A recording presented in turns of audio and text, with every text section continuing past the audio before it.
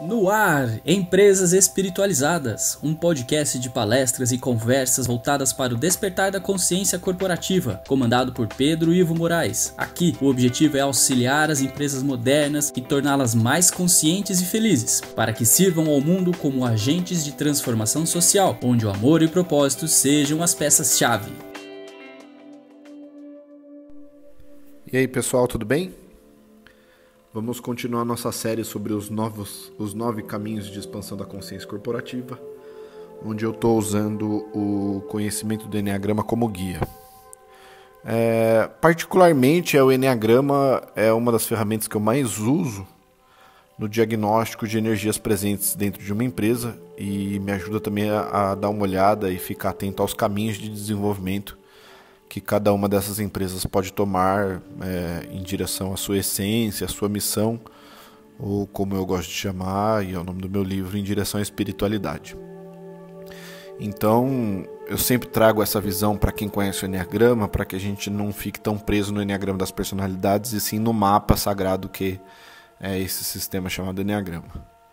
Esse aqui é o 8º podcast da série, de uma série total de 10 episódios, onde a gente vai usar como base o raio 5 do Eneagrama, que é a nossa primeira energia arquetípica de toda a nossa série aqui, onde a gente vai falar sobre uma questão fundamental com a energia racional, ou seja, a energia da mente. Então, depois a gente vai para o 6 e finaliza no raio 7, né? Então, falamos 8, 9 e 1, 2, 3 e 4 e começamos o 5 hoje. Antes de entrar na energia, o que é importante entender aqui? Diferente das energias do corpo, que vão ver, sentir e viver o mundo a partir das experiências concretas, das ações, do fazer, e também diferentemente das energias do coração, que a gente falou nos últimos 3 episódios, onde as organizações vão experienciar o dia a dia a partir do sentir, da intensidade, do significado, das conexões humanas.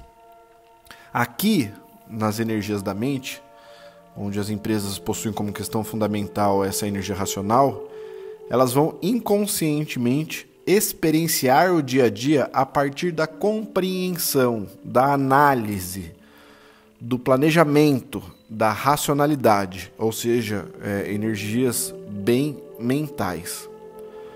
São empresas geralmente que vão ter um funcionamento lógico e planejado da sua própria existência. Muitas vezes são empresas que estão atentas mais ao futuro, seja esse futuro próximo ou de longo prazo, do que a questões passadas ou mesmo ao momento presente. Por isso, muito a ver com a questão do planejamento, né?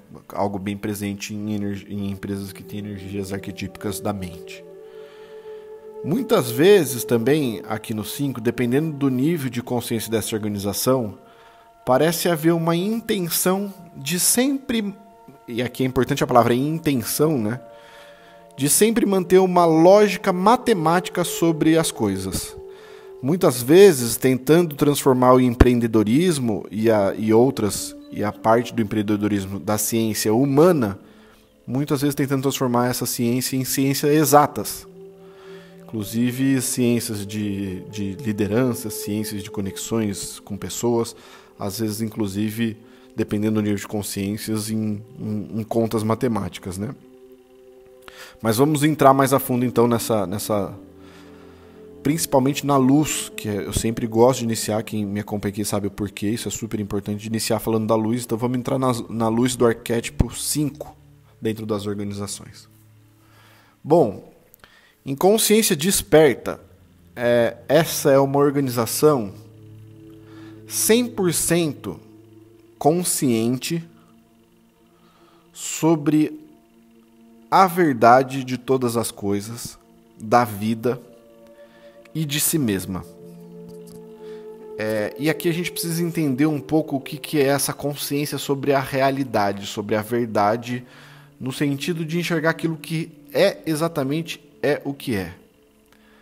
E não perceber a realidade a partir das próprias crenças e da própria existência, que é basicamente a nossa condição humana.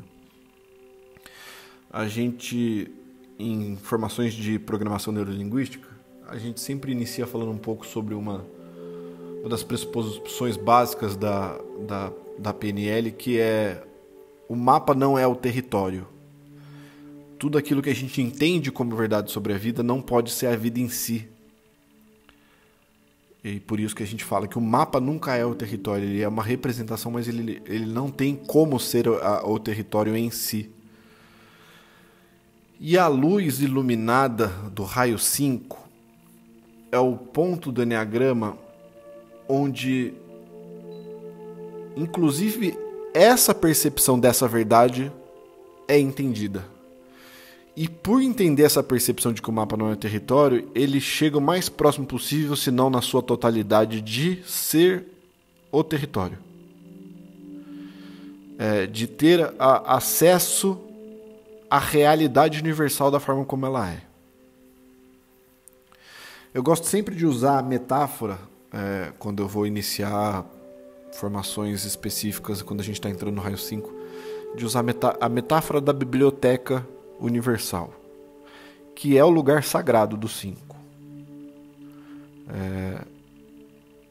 É uma existência a partir de um entendimento sobre todas as coisas e sobre todo o conhecimento profundo de tudo que há e existe. É a biblioteca universal de todos esses conhecimentos. E eu gosto dessa metáfora porque ela também fala uma coisa importante, tanto na luz quanto na distorção dessa luz, que é sobre o silêncio. A biblioteca é um lugar de silêncio. E sendo o lugar sagrado do 5, é sobre esse silêncio profundo que existe nessa biblioteca onde ele se encontra. E é esse silêncio que existe na mente dessa pessoa ou organização. E a paz, e a extrema e profunda paz e solitude, onde nada ali pode abalar o acesso a essa inteligência divina. Esse é o lugar sagrado da luz desse raio. Ao ter acesso a esse nível de consciência, essa organização ou esse líder se torna um grande canal de conhecimento e sabedoria. Depois a gente entra, de repente, um pouco explicar, de repente até em outro podcast, sobre sabedoria em si, né? Que é o conhecimento colocado em vida. Então ele se torna um grande canal de conhecimento e sabedoria, colocando toda essa inteligência, toda essa biblioteca a serviço de seu propósito. Um outro arquétipo bem conhecido que a gente geralmente compara a essa energia é o mestre iluminado, que tem acesso total ao conhecimento da vida e coloca isso a serviço do seu discípulo. Tradições hindus, né, que falam bastante de mestre e discípulo, guru e discípulo, falam bastante que não há discípulo sem guru ou mestre, e não é mestre sem discípulo, né? Porque tem essa relação de colocar o conhecimento a serviço do outro, senão de nada serve. Então a palavra serviço aqui é algo bastante sagrado na condução, inclusive, da evolução de uma organização que possui essa energia como algo bastante presente. Esse serviço coloca a energia da mente em movimento e geralmente em direção ao outro, o que ajuda não só ao centro de corpo a funcionar, como ajuda também o despertar do coração, né? Colocar esse conhecimento em direção e a serviço do outro. Veja também que eu falei, tem acesso ao conhecimento. E não falei, ele tem o conhecimento. Isso porque um dos entendimentos profundos com a mente em silêncio é que todo conhecimento pode ser acessado e você pode se tornar um canal, mas ele nunca pode ser retido na mente. É uma vastidão tamanha que não cabe na mente humana. Imagina toda a biblioteca de todo o conhecimento do mundo dentro de uma enciclopédia. Então esse entendimento que a mente humana não é capaz de guardar tamanha informação. O que vai acontecendo com esse líder ou essa organização é que, em consciência mais baixa, distorcendo no processo de esquecimento de si mesmo, que é algo bem profundo, ele perde o contato com essa mente silenciosa com essa vastidão de informação, ele perde tudo isso, a clareza, o entendimento profundo, o senso de saber o que é real e o que não é, perde o contato com essa solitude que é inata, não há necessidade de fazer esforço para ela. E frente a isso ele se sente perdido em meio a tanto barulho. E uma das crenças que nasce é de que o mundo exige demais e demanda demais, que é uma sensação de barulhenta mesmo. Como se a solitude tivesse se transformado numa grande multidão. E essa quantidade de coisas, essa quantidade de barulhos vai dando a impressão de que eu estou me sentindo sufocado, eu perdi aquele meu espaço de biblioteca silenciosa, onde existem muitas pessoas, muita informação, e eu acabo ficando confuso e o mundo acaba parecendo uma grande loucura. Então imagina como é você entender a realidade e de repente se encontrar no meio de uma multidão e não entender mais nada. E é óbvio que aqui eu estou exagerando para a gente entender o que é a queda da alma dessa empresa, né? Para fugir disso, começa a ser necessário começar a fazer uma conta do que eu vou conseguir lidar e o que eu não vou conseguir lidar. E aí vai começar um processo de retração, da busca de achar essa solitude, essa privacidade, para que esse barulho todo possa cessar e eu não me sinta mais tão esgotado. E é inclusive nesse espaço privado onde eu vou conseguir me recarregar e reencontrar na crença de que é ali que eu vou reencontrar o conhecimento, né? Agora pense nessa lógica mental, a partir do ponto de vista de uma organização. Na energia 5, essa lógica tende a seguir por uma conta dessa economia pela empresa toda, não só financeira, mas de toda operação, seja de tempo, processos, recursos, pessoas, tempo também, contas de conexão com o cliente, de entrega. Em busca dessa essência toda que a gente acabou de falar, é importante para que essa empresa e esse líder, que o conhecimento esteja presente nessa organização. Pensa que tem essa busca por esse lugar sagrado de conhecimento inato e acessível. Então, com essa saudade, vai começar essa busca por que o conhecimento se faça presente. Seja o que esse líder ou essa empresa entenda como conhecimento, tá? Porque isso muda de pessoa para pessoa. Às vezes a gente pode estar entendendo conhecimento como livro e uma outra pessoa pode entender conhecimento como organização das coisas. Enfim, aí a gente tem que diagnosticar um pouco melhor de empresa para empresa. Mas muitas vezes é algo prático, como estudos, dados, informações. E algumas outras vezes pode ser algo mais sutil, como estar rodeado de colaboradores que entendam daquilo que executam, que é uma forma de ter conhecimento presente. É importante ressaltar também que a questão da solitude, que é o entendimento daquela vastidão e daquela paz tremenda, inabalável.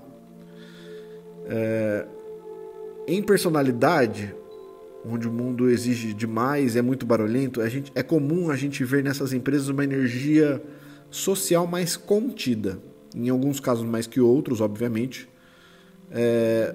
E tendo a energia social mais contida, vai ter também um trabalho mais profundo de conexão com o propósito, lembrando o propósito, uma energia social de serviço ao outro, de se conectar com a necessidade, seja dos seus clientes, do mundo, do mercado, do seu sistema. Então nessa empresa provavelmente até a conexão com o propósito vai ter essa conta energética sendo realizada para que a empresa não se perca tanto nesse externo, nessa energia social. Agora, que tipo de padrões podem existir em empresas que possuem essa energia arquetípica bem presente? Lembrando que aqui a gente começa a entrar numa consciência média, que é onde a maioria de nós e das nossas empresas estão vibrando. Mas eu acho que o mais comum é perceber a energia mental predominante sobre a energia da ação. O famoso eu preciso entender para depois fazer. E principalmente predominando sobre a energia emocional. A estratégia toda dessa empresa, bem como a operação dela, pode demonstrar bastante importância para essa racionalidade e acho que ali, talvez nas operações e no desenho estratégico, inclusive como plano de negócio, é possível perceber a importância para essa racionalidade que essa empresa dá. Precisa ser lógico, compreensível, precisa ser muito bem pesquisado, muito bem estudado antes de a gente colocar qualquer coisa em ação. Então, pesquisas são muito bem-vindas, conhecimento buscando quais são as melhores práticas, o que as pessoas fizeram, o que grandes nomes estão falando e dizem sobre o que está sendo planejado, entre outras coisas. Em consciência mais baixa, é possível até sentir uma certa frieza emocional. E aqui é muito necessário para que o trabalho seja feito, é que tenha uma habilidade para reconhecer esse campo sutil, né? Porque para fugir desse turbilhão de emoções que podem emergir, tem uma coisa importante aqui. Esse turbilhão de emoções ele pode ser muita tristeza, muita demanda emocional, mas pode ser muita alegria também. E é comum, dependendo da consciência dessa organização, que inclusive a alegria ela tem um limiter ali. Ela para num certo ponto, porque também demanda. Muita gente feliz, comemorando o tempo todo, também demanda muita emoção. E as emoções podem ser um empecilho, às vezes, porque ela pode ser, inclusive, muito barulhenta e pode me demandar demais. E aí esse tipo de empresa em consciência mais baixa pode acabar não dando tanto valor à conexão com seus colaboradores e focar muito nesse conhecimento e na capacidade de cada um deles, e não na valorização de suas emoções e das suas verdades, que é o que a gente viu na tríade emocional. Agora, vendo assim por experiência, é bem comum ver e bastante presente esse reconhecimento sobre inteligências, conhecimentos, coisas práticas que geralmente essa empresa ou esse líder vai dar. Novamente depende do que ela vai entender como inteligência e conhecimento, tá? Mas se aprofundarmos nos valores dessa empresa, vai ser possível perceber o quanto essas características são valorizadas e às vezes até de uma forma declarada, como valor mesmo. Conhecimento, sabedoria, planejamento. Isso pode ser até declarado dentro dessa empresa. Em consciência mais baixa, pode até gerar, e aí vai entrando num nível realmente de uma cura mais profunda, pode até gerar uma certa arrogância ou falta de paciência com aqueles que não entendem, de olhar para colaboradores que ou têm acesso a muita energia emocional ou com dificuldade de entender, e aí vai começar a gerar uma certa arrogância e uma não paciência, uma não valorização dessa pessoa. Só para a gente ter como base e usar como exemplo, não colocando aqui como algo óbvio e 100% verdade, empresas da área de TI, de tecnologia, ou mesmo uma área de TI dentro de uma empresa, pode ter bastante energia 5, porque são pessoas que gostam de ficar focadas numa linguagem específica, que exige muito conhecimento, focado em programação, isoladas em seu computador e sem muita interação, que precisa ficar ali o tempo todo focado, pode geralmente apresentar essa tendência. Mas obviamente aqui eu estou usando mais como exemplificação e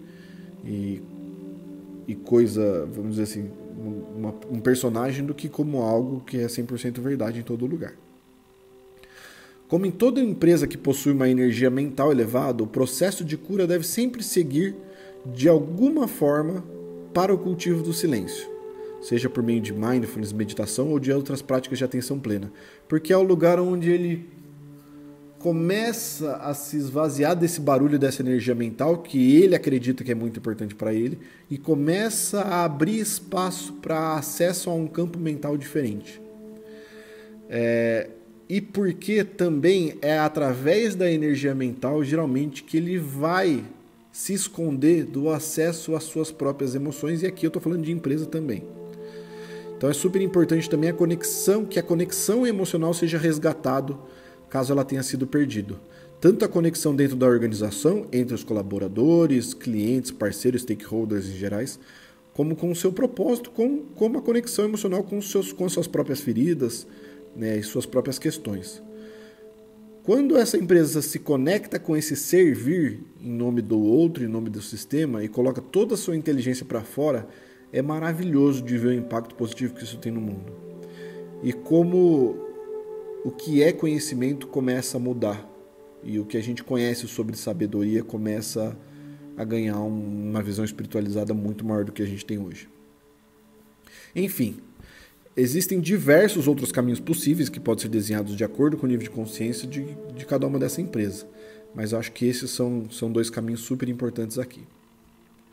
É isso, pessoal. Lembre-se de sempre ficar atento ao meu Instagram, que é @PedroIvoMoraes.